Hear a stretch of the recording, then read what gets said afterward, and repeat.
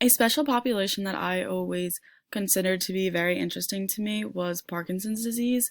I had never knew that Parkinson's disease could go hand in hand with exercise. This always interested me because my late step grandfather had this disease and he unfortunately passed from it. So growing up, I did see how much this disease has affected him, and now researching it, I can put things together and kind of understand how this slowly affected his brain and his movement. So let's talk a little bit more about what Parkinson's disease is. So Parkinson's disease is a progressive neurodegenerative disorder. Neurodegenerative pretty much just means the degeneration of the nervous system, especially your neurons in the brain. Some other diseases like this are like Alzheimer's. This is a disorder that affects our movement. So, like I said, it's progressive. So over time, it does get worse and it gets slower. These symptoms can include tremors, stiffness, and, like I said, slowing of movements. And these symptoms do worsen as the condition progresses. So it does get harder for the patients as the more time goes on.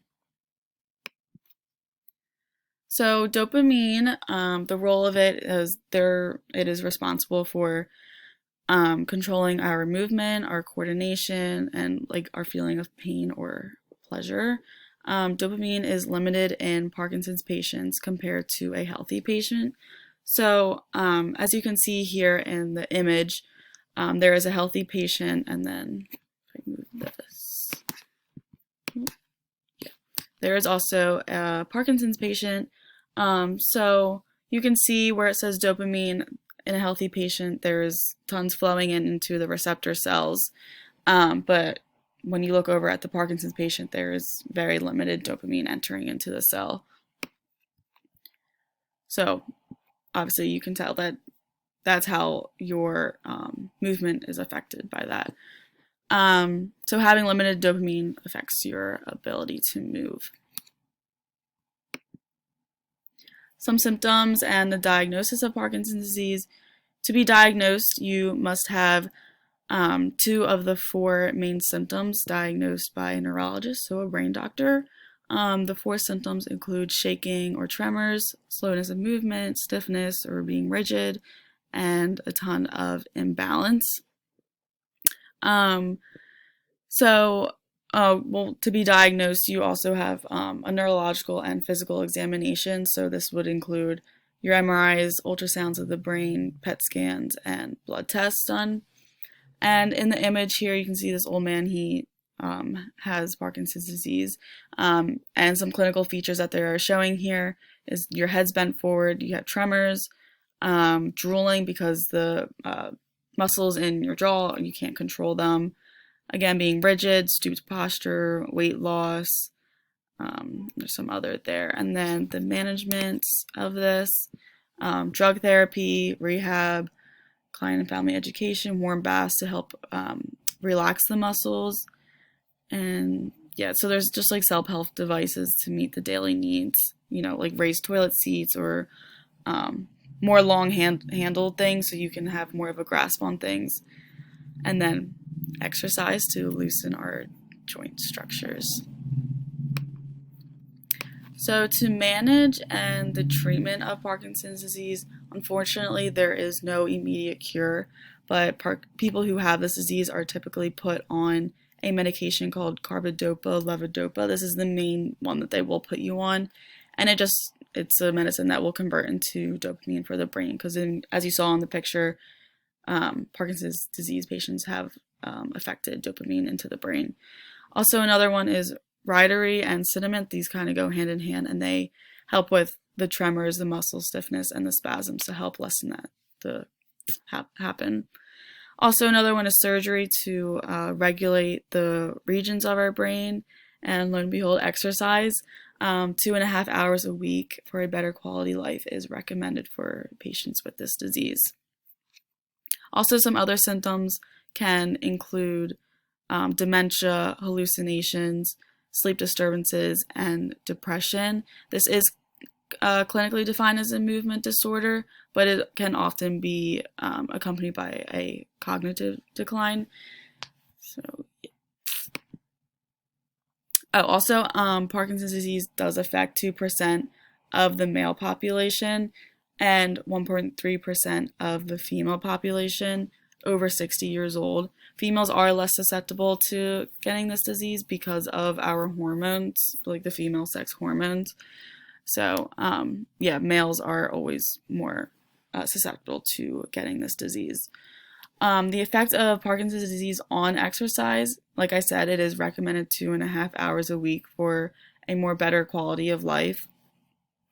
We must be careful and have someone around us while exercising because of mobility and balance disturbances. We'll get more into that in a little bit.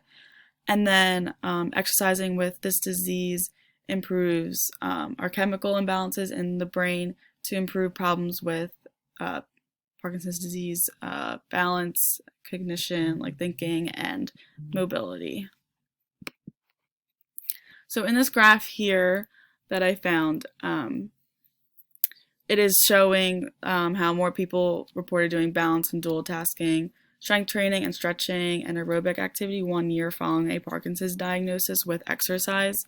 So on the left, you can see the balance and dual tasking. It starts at 16%, but with exercise, it does improve up to 46%. Same with strength training, 36% to 50%, stretching, 29% to 44%, and then aerobic here, the more you do it, 61%, it went up to 63%. So you can tell that exercise does help a lot and is medicine for clients with Parkinson's disease. So a case study that I found, that I made up, since males are more susceptible, I chose a 60-year-old male diagnosed with Parkinson's disease a year ago. He is on levodopa to control the dopamine levels, and he has not been physically active in a while, but before all this, he used to be a runner just on his free time. He has no other medical conditions, and he has a BMI of 27, so he is considered overweight. For the exercise test, for the aerobic, I had him doing a 6-minute walk test. Nothing too crazy, just because it is hard to. It's been a year since he's been diagnosed, so his balance and mobility can be limited. So keeping it slightly small to see how much we can actually prescribe him. For resistance, I'm just going to do a 6 RM, keep it not too crazy. And then flexibility, we would just do a sit and reach test because it's easy for them to do. So for the actual prescription for aerobic, it is recommended for 3 days a week for at least 30 minutes if he is able to do that. If anything, at any time it gets too much, we will obviously trim it down a bit. It is recommended a moderate to vigorous intensity, so 50 to 60% of your heart rate reserve. This can include anything from walking, running, cycling, swimming, whatever else we could think of for aerobic. For the resistance, it is recommended a 2 to 3 days a week for at least 30 minutes. Again, if it is too much and too difficult, we can always decrease weight or decrease time or reps and things like that. So yeah, 2 to 3 days a week for at least 30 minutes, 10 to 15 reps of at least 2 sets, and a 30 to 40% of the 1 RM. This can include weight machines, resistant bands, body weight.